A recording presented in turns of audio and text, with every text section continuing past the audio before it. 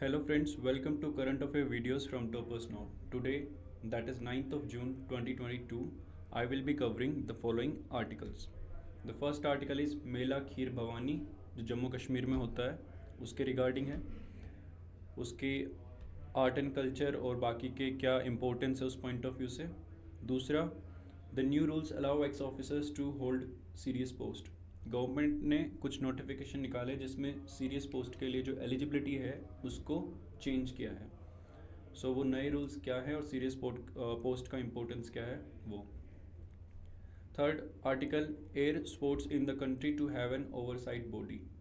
पहली बार इंडिया के अंदर एयर स्पोर्ट्स के लिए एक स्पेशल ओवरसाइट बॉडी पॉलिसी ये दोनों फ्रेम की गई है, तो उनके बारे में इन डिटेल.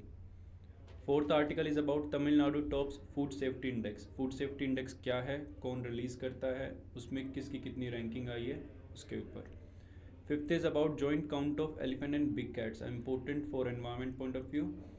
एलिफेंट और बिग कैट्स का पहली बार जॉइंट कैलकुलेशन हो रहा है, सेंसस लिया जा रहा है. उसमें वो कौन से मेथड के थ्रू कर रहे हैं, क्या क्या उसके इम्पोर्टेंस और क्या फिगर्स हैं. Sixth is Masai plateau in Kolhapur among 12 new conservation reserves in state. So Masai plateau के अलावा बाकी कौन से कंजर्वेशन रिजर्व है, कंजर्वेशन रिजर्व और वाइल्ड लाइफ सेंचुरी में क्या डिफरेंस है और दोनों प्रोटेक्टेड है नहीं है, और बाकी के relevant points. Let's start with the very first article. So this topic is Mela kheer Bhavani.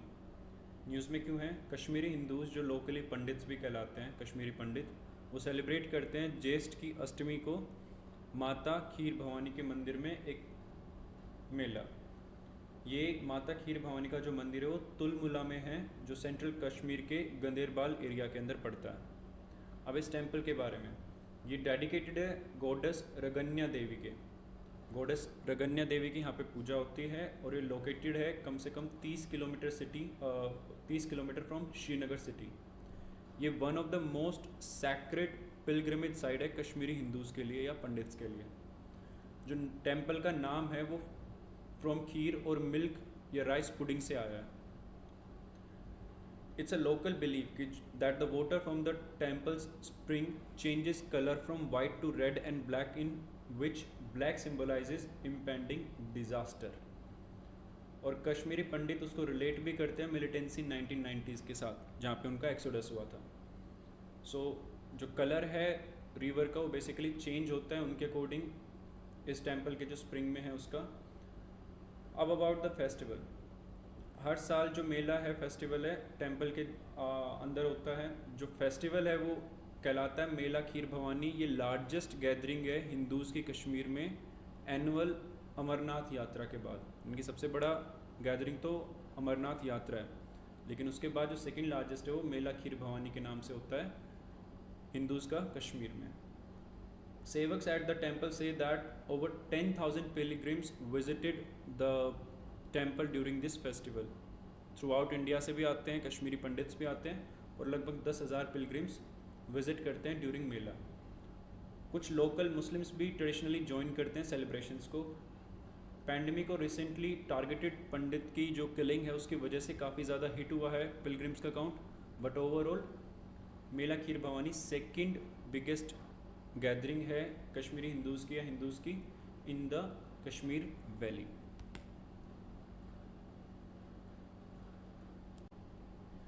So this topic is about new rules to allow ex-officers to hold CDS का पोस्ट. यानी कि जो चीफ ऑफ डिफेंस स्टाफ की post है वो general Bipin Rawat के देहांत के बाद से खाली है. उसके फिल करने के लिए जो गवर्नमेंट है उन्होंने नए रूल्स को नोटिफिकेशन के जारी शुरू किया है, जिनमें वो एक्स ऑफिसर्स को भी इन्वॉल्व या ये पोस्ट दे सकते हैं. न्यूज़ में ये इसी वजह से आया है क्योंकि अमेंड किया है गवर्नमेंट ने सर्विस रूल आर्मी, नेवी और एयरफोर्स को, जिससे अलाउ हो पाएगा जो रिटायर्ड सर्विस चीफ्स हैं या 3 स्टार ऑफिसर्स हैं, जिनसे लगभग 3 स्टार ऑफिसर भी एलिजिबल हो जाते हैं for the consideration of countries top military post. अगर हम ओवरऑल स्ट्रक्चर देखें डिफेंस का, तो सबसे ऊपर डिफेंस मिनिस्टर के ऊपर प्राइम मिनिस्टर और सिक्योरिटी काउंसिल होती है कंट्री की. स्ट्रेटेजिक कमांड वगैरह। बट उनके नीचे अगर देखें डिफेंस मिनिस्टर के नीचे का, तो 3 तो सर्विस चीफ होते हैं, आर्मी चीफ, नेवी चीफ और एयरफोर्स चीफ, और उसके अंडर आता है डिफेंस सेक्रेटरी। इन फ्यूचर जो बना है बेसिकली सीडीएस का पोस्ट, वो होगा चीफ ऑफ डिफेंस स्टाफ। इनकी रोल एंड रिस्पॉन्सिबिलिटी होगी कि सीनियर मोस्ट होंगे, इनका फिक्स टेन्योर होगा, सिंगल पॉइंट मिलिट्री एडवाइज़र होगा गवर्नमेंट के लिए, और डिफेंस मिनिस्टर भी और प्राइम मिनिस्टर भी। प्रायोरिटाइज करेंगे ये एक्विजिशन एंड प्रोजेक्ट्स को, और सिनर्जी लेके आएंगे एक्विजिशन एंड प्रोजेक्ट्स के तीनों ही चीफ्स के बीच में, और इंश्योर करेंगे jointness in the armed forces of the 3 services, जिससे कोऑर्डिनेशन भी उनके बीच में बढ़ेगा। Head of chief of staff committee के भी ये हेड होंगे। स्ट्रेटजिक फोर्सेस के जो कमांड होती है जिसमें न्यूक्लियर वेपन्स होते हैं उसके भी हेड होंगे। स्ट्रेटजिक फोर्सेस कमांड का head, chief of staff committee का हेड, उसके बाद डिफेंस सर्विस एजेंसी का भी, डिफेंस साइबर एजेंसी का भी हेड होंगे, और डिफेंस स्पेस एजेंसी का भी हेड होंगे जो रिसेंटली बनाई गई है। अंडमान निकोबार कमांड के हेड और डिफेंस स्पेशल ऑपरेशंस डिवीजन के भी हेड होगा सीडीएस, या होता है। अब न्यू रूल्स क्या है जिनसे एक्स ऑफिसर्स को भी अलाउ किया जाएगा सीडीएस की पोस्ट में। जो नया रूल है वो क्या कहता है, एज लिमिट शुड नॉट, मतलब जो इंडिविजुअल होगा उसकी एज 62 नहीं होनी चाहिए cross at the time of appointment. इनकी अपॉइंटमेंट से पहले वो 62 ईयर्स से कम की एज के होने चाहिए, तो एज क्राइटेरिया है। एलिजिबिलिटी दूसरी कंडीशन देखें तो an officer who is serving as a lieutenant general और जनरल, और an officer who has retired in the ranks of lieutenant general and general, यानी कि ना सिर्फ सर्विंग बल्कि रिटायर्ड ऑफिसर्स को भी इंक्लूड किया जा सकता है। प्लस ऑल 3 रैंक और 3 स्टार रैंक ऑफिसर, 3 स्टार तक की जो रैंक वाले जितने भी ऑफिसर्स हैं who have retired in the last 2 years are eligible as lieutenant generals in the army, vice admirals in the navy and air marshal in the air force at the age of 60। जो भी होंगे वो सब eligible हो जाएंगे CDS की post के लिए, क्योंकि काफ़ी लिमिटेड लोग हो जाते हैं अगर ये क्राइटेरिया अपडेट नहीं करते। तो इस क्राइटेरिया के अपडेट होने के बाद काफ़ी लोगों को एटलीस्ट स्क्रीन आउट किया जा सकता है फॉर सीडीएस की पोस्ट। सिमिलर अमेंडमेंट्स जो किए हैं सर्विस रूल्स में नेवी एंड एयरफोर्स के भी। अब ये अमेंडमेंट्स क्यों ज़रूरी हुए, जो गैजेट नोटिफिकेशन है दिसंबर 2019 का, at the beginning it was not specifically stated कि that serving officers of lieutenant general rank और equivalent are eligible to be considered. उसमें क्लियरली मेंशन नहीं था कि सर्विंग ऑफिसर ही होने चाहिए।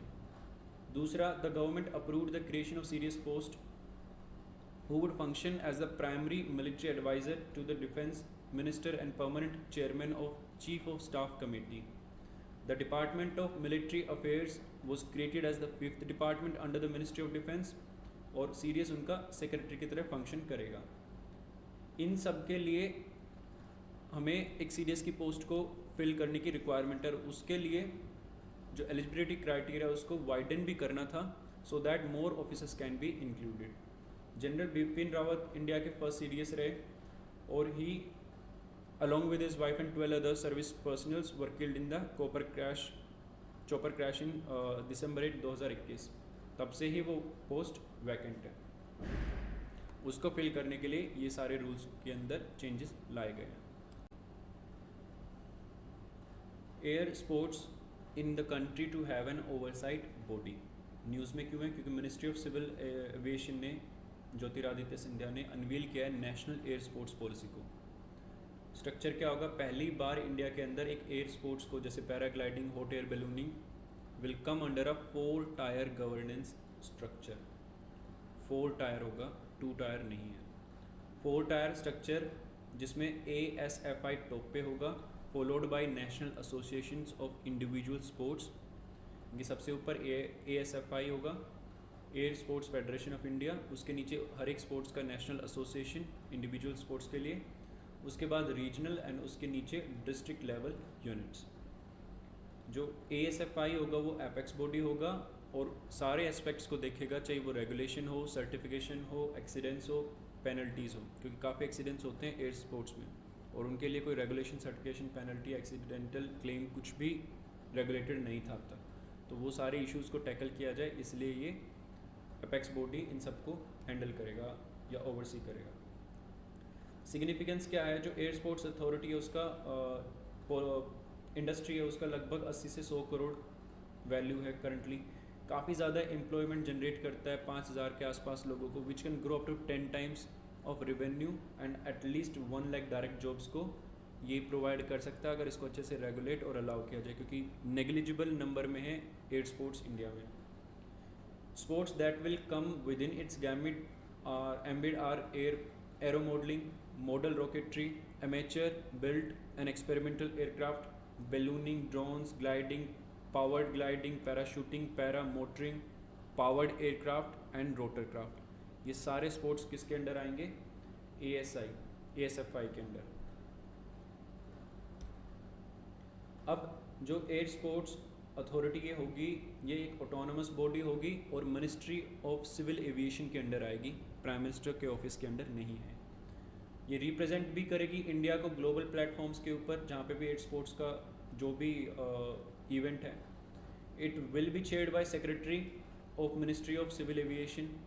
जो मिनिस्ट्री ऑफ सिविल एविएशन के अंदर सेक्रेटरी होगा वही इसको चेयर करेगा और नॉमिनेट भी करेगा up to 3 eminent experts related to air sports as members of the governing council. इनकी 3 एक्सपर्ट्स, चौथा सेक्रेटरी, 4 मेंबर का गवर्निंग काउंसिल होगा, 3 बाकी के एमिनेंट एक्सपर्ट्स को सेक्रेटरी ही नॉमिनेट करेंगे। इनिशियली जो these bodies will receive financial support from MOCA and government will also thinking of various incentives to encourage the sports such as reducing GST on air sports equipments from 18-28% to 5% or less, ताकि air sports को थोड़ा सा और ज़्यादा support मिल सके country के अंदर। So this topic is Tamil Nadu tops the food safety index. News में क्यों है? क्योंकि तमिलनाडु का जो इन्फॉर्मेशन आया कि स्टेट फूड सेफ्टी इंडेक्स के अंदर तमिलनाडु ने टॉप किया है, उसके बाद गुजरात और महाराष्ट्र है। स्कोर देखें तो तमिलनाडु का 82 लार्जेस्ट है, हाईएस्ट है, Gujarat 77.5, Maharashtra 70 and in the last Rajasthan 50.5 among the top 10 states. बाकी के टॉपर्स को देखें तो स्मॉलर स्टेट्स में गोवा फर्स्ट आता है, followed by Manipur and Sikkim. वहीं यूटीज़ में देखा जाए तो Jammu Kashmir, Delhi and Chandigarh secured the first, second and third rank respectively. अब जो स्टेट फूड सिक्योरिटी इंडेक्स है उसका मेजर क्या है? ये बेसिकली 5 पैरामीटर्स पे परफॉर्मेंस को चेक करता है स्टेट्स की।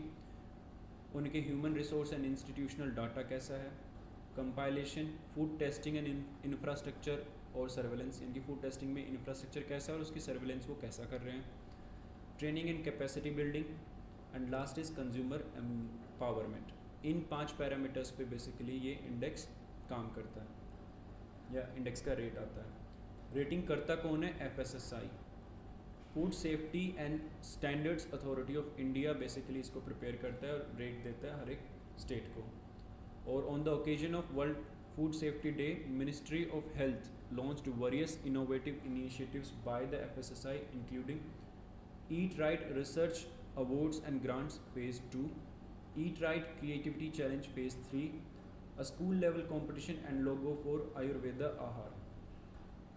ये कुछ initiatives launch किए along with launching the performance of states under the SFSI index, Food Safety Index। From loser to winner in 2018-19 जो FSSAI ने रिलीज़ किया था data on enforcement of norms, that was the first year the data had been compiled for unsafe, substandard and labelling defects separately. और उसी के बाद से ही इसमें कंटिन्यूसली इम्प्रूवमेंट लाया जा रहा है और एज अ रिज़ल्ट ये लॉन्च किया वो FSSAI ने, जिसमें Tamil Nadu score the highest number in food safety index. This topic is about joint count of elephant and big cats. News में क्यों है? पहली बार इंडिया में प्रेजेंट किया जाएगा unified count of tiger, leopard, elephant population for the country. पहली बार unified count उनका दिया जाएगा या लिया जाएगा।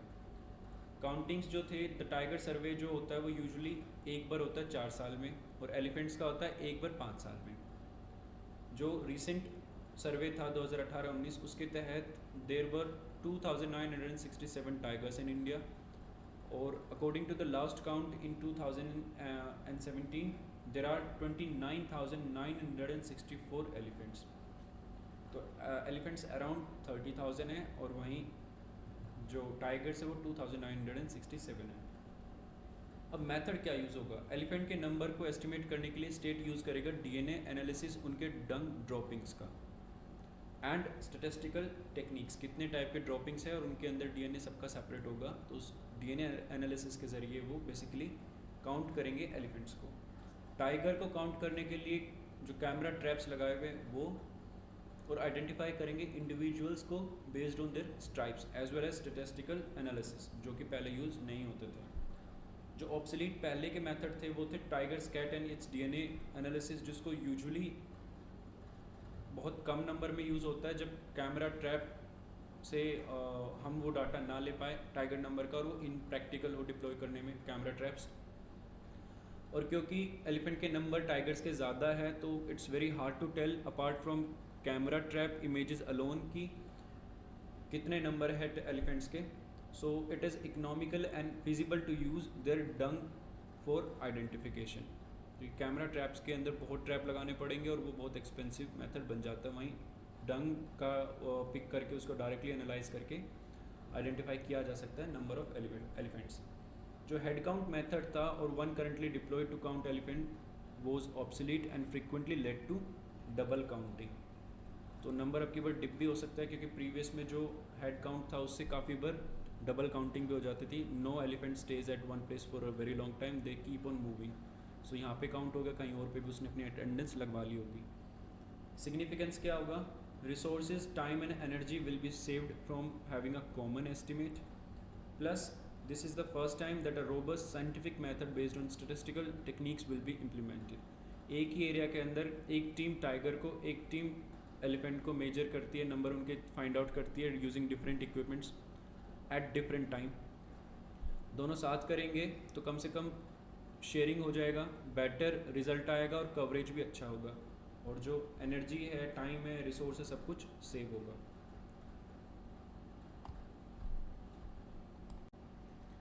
Masai Plateau in Kolhapur among 12 new conservation reserves in the state। News में क्या है? Maharashtra will have now 12 new conservation reserves including Masai Plateau in Kolhapur and Dare Khurd in Satara with an area covering 692 square kilometer and the two new sanctuaries with an area of 298 square kilometer।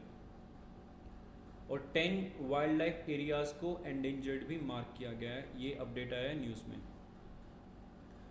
सो जो 12 new reserves हैं उनमें कौन कौन से आए?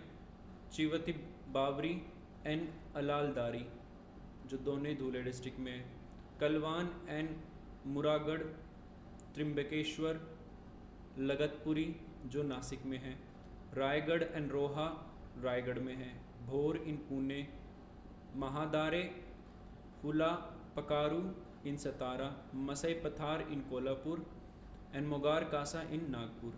3 wildlife sanctuary, Muktai Bhavani in Jalgaon district known for its tiger, Kolamarka in Gadchiroli known for its wild buffalo, extended Lonar on the periphery of Lonar lake in Buldhana to protect rare rocks, important for prelims point of view. और जो 12 नए conservation reserves हैं वो announce किए ही हैं state ने।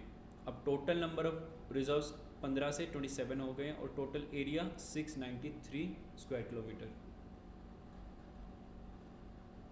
और जो कंजर्वेशन रिजर्व्स होते हैं बेसिकली नोटिफाइड फॉरेस्ट होते हैं ऑन गवर्नमेंट लैंड। इंफॉर्मेशन के लिए एक इम्पोर्टेंट पॉइंट जो आता है तिलहरी डैम। तिलहरी 4 डैम जो सिचुएटेड है महाराष्ट्र में, कंस्ट्रक्ट किया गया है तिलहरी रिवर पे, also known as Chapora in Goa एक समय में, as the result of a joint project between Maharashtra and Goa. Tillari is the 7th wildlife corridor in the state to be declared as a conservation reserve. ये महाराष्ट्र का area है जिसका map है, जिसमें Tillari is very close to Goa and Maharashtra. और Western Ghats में कितने area reserved है, जैसे Sahyadri tiger reserve and Ratnagiri wildlife sanctuary. Masai plateau, ये सिचुएटेड है 7 kilometre from Panhala fort, 25 kilometre from Kolhapur city and is made up of 10 small interconnected plateaus. Important. It's much bigger than the table land at Panchgani. जो plateau है is nearly 5 kilometre long and has a temple of goddess Masai, जिसकी वजह से इसका नाम है Masai Plateau. The entire plateau gets a look of a flower carpet, just like Kars, that is known as Valley of Flowers. जो western Maharashtra का region है had 8 conservation reserves in it surrounding. Masai plateau is the 9th one to be added to the list. ये 8 conservation जो reserves हैं western Maharashtra reason में, उसमें 9th जो add हुआ है वो हुआ है Masai plateau. Conservation reserve is a notified protected area which act as a buffer zone on migration corridor between the established sanctuaries and the protected forest area. इनकी एक तरह से बफर जोन की तरह काम करता है अगर कोई माइग्रेशन कॉरिडोर के बीच में हो या सेंचुरी और प्रोटेक्टेड एरियाज़ के बीच में, ताकि जो स्पीशीज़ है उनको प्रोटेक्ट किया जाए जब वो अपने प्रोटेक्टेड एरिया के बाहर भी जाते हैं रेगुलर बेसिस पे. तो Tillari is the in the south of Sahyadri mountain section to Jor Jambhali in the north of Sahyadri has now become a single stretch and it would help in migration of wildlife without man animal conflicts. इसको use भी कर सकते हैं as example in mains answer writing कि man animal conflicts को reduce करने के लिए तिलेरी जैसा एग्जाम्पल लिया जा सकता है ताकि रिड्यूस हो सके man animal conflicts. That's it. Thank you.